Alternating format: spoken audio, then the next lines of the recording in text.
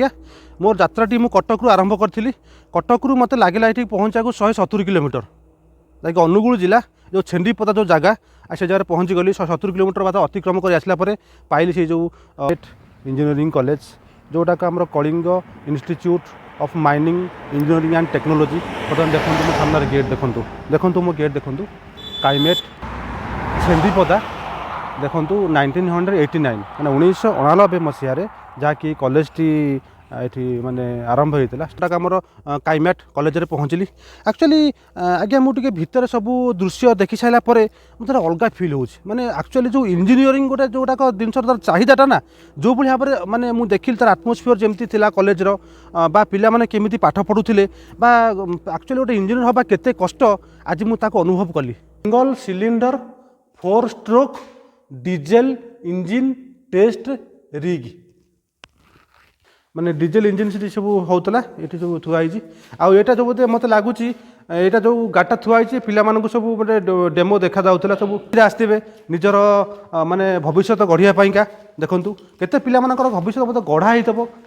मत आज माने एक्चुअली फिल हो जो माने इंजीनियरिंग पाठ पढ़ती एक्चुअली मत आज फिल हो एक्चुअली से इंजीनियर किंतु वर्तमान मुझे आपको कहबी वर्तमान जुगरे जो भाई भाव में जो इंजीनियरिंग कॉलेज जो भाई भाव पूरा माड़ी गलानी माने प्राइवेट कॉलेज गुड़ा प्रायतः सबुआड़े पूरा मेंचे मेंचे हो गलानी आउ से जो पिला मानकु नहीं जोर जबरदस्त नहीं पाठ पढ़ाउछंती बा माने पढ़ाउछंती विदाउट एंट्रांस माने माने पिला माने पढ़ी पारिबे एबो तांको पढ़ला पर तांकर भविष्य कोन होउछ आज्ञा आज्ञा प्लेसमेंट जो जिनस जो प्राइवेट कॉलेज हो गवर्नमेंट कॉलेज हो सब प्लेसमेंट गोटे बड़ जिनस थाए जहाँकि पिलाटे पाठ पढ़े तार मनरे आशा थाए जे मु चाकरी करी माने विभिन्न बड़ बड़ कंपनी बाहर ओडिशा बाहर कंपनी आसबे जहाँकि से प्लेसमेंट लेकिन पिला से पलैबे जहाँकि जो प्लेसमेंट जिनस बहुत बड़ समस्या थाए training and placement PMS SC ST cell आगे आप पढ़े प्राइवेट कॉलेज हो गवर्नमेंट कॉलेज हो प्रायतः पिला माने देखते प्लेसमेंट उपरे माने से कॉलेज प्लेसमेंट केते दई पारुछि आ जहाँकि मुझे आपको कहूली जिते माने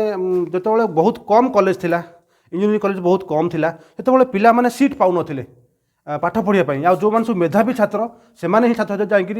पाठ पढ़ुते भल भल जॉब करुले और कालक्रमे ये जो इंजीनियरिंग कॉलेज एत परिमाण में बढ़ीगला एत परिमाण बढ़ीगला जहाँकि प्लेसमेंट पाइका सब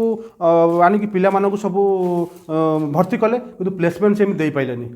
जद्वारा कि बर्तमान देखूँ आमर सारा ओडिशा रे बेकारी समस्या केते आ प्रति वर्ष आप अनुमान करते इंजीनियरिंग सेक्शन रू पिला माने केते माने पास आउट होते आ केते प्लेसमेंट पाउते ए प्लेसमेंट ऊपर किछि बहुत अच्छी किछि गोटे खेल अच्छी जहाँकि प्लेसमेंट हिसाब से मनकर पिला माने तार टैलेंट हिसाब से जो प्लेसमेंट पाइब से जो जाकि जॉइन कर चाकरी हो तो ताको काम अलग दियंती से छाड़ी पळै आसे कन्ना प्लेसमेंट पाइगला किंतु से प्लेसमेंट रू बाहर पळै आइथबो एभली मते होउची एटा सेही रूम थिला जहाँकि प्लेसमेंट पाई किसी कंपनी लोक आसुवे आसी बसुवे किंतु आज दुनिया जो पिला लोक मैंने सब इंजीनियरिंग पिला करुँच कलापर सब बेकार हो जाऊँ आज्ञा माने केते केते पिला मुझे देखूँ तो प्राय घरे घरे सब इंजीनियर अच्छा कौन मो पु इंजीनियरिंग कर मो पुओ मो झील इंजीनियरिंग कर मो जुआई इंजीनियर आज्ञा ये जो जिनटा ये जो वर्तमान समय जो इंजीनियर जो चाहिदाटा आज्ञा लोप पाईगलानी किंतु मु कहूँ आपको जब आप 10 वर्ष 20 वर्ष पछक पलैबे ना से समय इंजीनियरिंग कथा कहले देह सते उठे मो पुओ इंजीनियरिंग करछि जो बापा जड़े कह माने दंभर कह मो पुओ आज्ञा इंजीनियरिंग मो जुआई इंजीनियर मो झील इंजीनियर ये जो जिनटा शुणला मन में गोटे अलग उंकी मारे आशा माने गोटे अलग माने फिल हुए ये जो इंजीनियर वर्तमान मुझे जो काइमेट जो कॉलेज भीतर परिसर डिटेल्स मुझे आपको खोली माने बुली देखली और देखला मोर मन माने गोटे माने कह चाहूँगी जो माने इंजीनियरिंग पढ़ती एक्चुअली से माने इंजीनियर किंतु वर्तमान समय पिला माने यह गोटे अलग प्रकार ले गोटे इंजीनियर गोटे एमती गोटे कौन इंजीनियर इंजीनियर माने एमती पिला मानकर किसी ना कॉलेज आसबेनी खाली एडमिशन करदे एडमिशन करदे घरे बसबे एग्जाम देवे कौन सर्टिफिकेट पाइबे किंतु एक्चुअली आज्ञा यहाँ ठीक नुहे तेणुक ये जो इंजीनियर सेक्शनटा को ये जो इंजीनियर कथाटा को वर्तमान ये जो प्राइवेट काइमेट कॉलेज वर्तमान लीन हो जाए आज्ञा देखिले कंप्यूटर देखिले देखिले कौन सब पढ़ी जो कंप्यूटर देखते आज्ञा आज्ञा ये जो कॉलेज टी 1989 मसीह होता एवं से समय कॉलेज बढ़िया भाव चलता प्राइवेट कॉलेज बढ़िया चलता माने ओडिशा रे कहिया गले सेकेंड नंबर रे ये कॉलेज थिला ମାନେ ମାଇନିଂ ଡିପାର୍ଟମେଣ୍ଟ ଏଇ କଲେଜରେ ଅଛି, ଯାହାକି ପ୍ରାୟତଃ ଅଧିକାଂଶ କଲେଜରେ ଯେଉଁ ଯିବେ ଆପଣ ଯେଉଁ କଲେଜ ଯିବେ ମାଇନିଂ ଡିପାର୍ଟମେଣ୍ଟ ପ୍ରାୟତଃ କେଉଁଥିରେ ନଥାଏ ଲେଖା ହେଇଛି। Hall number 10 mining engineering department. ତେବେ ଟିକେ ଭିତରକୁ ଯିବା। ମାଇନିଂ ତ ଉପରେ ମୁଁ ତ କହିପାରିବିନି, ତ ଡିଟେଲ୍ସ ଯେଉଁମାନେ ସବୁ ଜାଣିଥିବେ ମାଇନିଂଟା କ'ଣ ଭିତରକୁ ମୁଁ ଦେଖେଇବି। ବର୍ତ୍ତମାନ ତା'ର ଅବସ୍ଥା ବର୍ତ୍ତମାନ କିଭଳି ଅଛି ଆପଣ ଟିକେ ଦେଖନ୍ତୁ। ଦେଖନ୍ତୁ ଏଇଟା ତ ଆପଣ ଯେଉଁମାନେ ସବୁ ଜାଣିଥିବେ ମାଇନିଂ ଉପରେ, ମାଇନିଂ ମାନେ ଆମର ଯେଉଁ କୋଇଲା ଖଣି ହେଉ ଯେଉଁ ହେଉ, ଦେଖନ୍ତୁ ଏଇସବୁ ଏଇଭଳି ଭାବରେ ଇନଷ୍ଟ୍ରୁମେଣ୍ଟ ସବୁ ଅଛି, କେତେ ସୁନ୍ଦର ଲାଗୁଛି। ଦେଖନ୍ତୁ ଏ ସବୁ କ'ଣ ସବୁ ଇନଷ୍ଟ୍ରୁମେଣ୍ଟ ତା'ର ଅଛି। ଯେଉଁମାନେ ଜାଣିଥିବେ ଏ ଯେଉଁ ମାଇନିଂ ଡିପାର୍ଟମେଣ୍ଟ କ'ଣ ସେମାନେ ହୁଏତ ଆକୁ ଟିକେ ଜଜମେଣ୍ଟ କରିପାରିବେ, ଯାହାକି ଏଇ କଲେଜରେ ଥିଲା। ଏବଂ ଏ କଲେଜ ମାନେ ମୁଁ କହୁଛି ଆପଣଙ୍କୁ 2016-17 ମସିହାରେ ଯାହାକି ଯେଉଁ ଟ୍ରଷ୍ଟ ଆକୁ ଚଲାଉଥିଲା, ଏମିତି କ'ଣ ଗୋଟେ ଅସୁବିଧା ହେଲା, ଯାହାକି ଯେଉଁ ପ୍ରିନ୍ସିପାଲ ଏ ଯେଉଁ କଲେଜରେ ଥିଲେ ସେ ପ୍ରିନ୍ସିପାଲ ହଠାତ୍ ଚାଲିଗଲେ। ଯେତେବେଳେ ପ୍ରିନ୍ସିପାଲ ଏ କଲେଜକୁ ଛାଡ଼ିଦେଲେ ନା, ଜଷ୍ଟ ତା ଆଗରେ ଥାଏ ଏକ୍ଜାମ୍ ଥାଏ, ପିଲାମାନେ ଟିକେ ବ୍ୟତିବ୍ୟସ୍ତ ହୋଇଗଲେ ଏକ୍ଜାମ୍ କେମିତି ଦେବେ। କାରଣ ପ୍ରାଇଭେଟ୍ କଲେଜରେ ଗୋଟେ ଓନର୍ ଥାଏ, ମାନେ ପ୍ରାଇଭେଟ୍ ଓନର୍ ଥିବ, ତାକୁ ଟ୍ରଷ୍ଟ ଚଲାଉଥିବ ବା ଗୋଟେ ଓନର୍ ଥିବ, ଏବଂ ପ୍ରିନ୍ସିପାଲ ବା ତାର ଯେଉଁ ସବୁ ଫ୍ୟାକଲ୍ଟି ମାନେ ଥିବେ, ପିଅନ ସବୁ ଯେଉଁ କାର୍ଯ୍ୟ କରୁଥିବେ ସମସ୍ତେ ସେଇ ଟ୍ରଷ୍ଟ ହିସାବରେ ଦରମା ପାଉଥିବେ। ଯେତେବେଳେ ପ୍ରିନ୍ସିପାଲ ଏ କଲେଜକୁ ଛାଡ଼ିଦେଲେ ତାପରେ ପିଲାମାନେ ଟିକେ ମାନେ ବିଶୃଙ୍ଖଳା ହୋଇଗଲେ। ଏବଂ ଦେଖନ୍ତୁ କିଭଳି ପଡ଼ିଛି କମ୍ପ୍ୟୁଟର, ଖାଲି କମ୍ପ୍ୟୁଟର, ଅଲଗା ମେସିନ୍ ଜେରକ୍ସ ମେସିନ୍ ମଧ୍ୟ ପଡ଼ିଛି, ଜେରକ୍ସ କମ୍ପ୍ୟୁଟର।